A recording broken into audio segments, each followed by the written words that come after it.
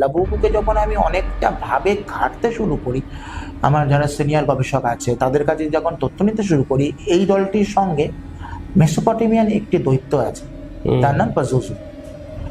Same looks, same দেখতে।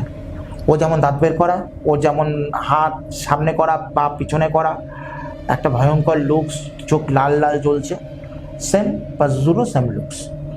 সব ঠিক ছিল, সব ঠিক এগাচ্ছিল, সব ঠিক চলছিল।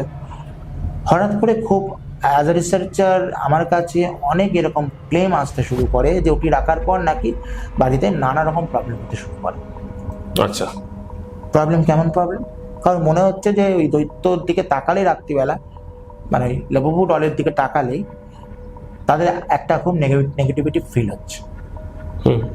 ইভেন অনেকে এইটাও ক্লেম করে যে যে মনে হচ্ছে যে বাড়িতে কেউ রয়েছে।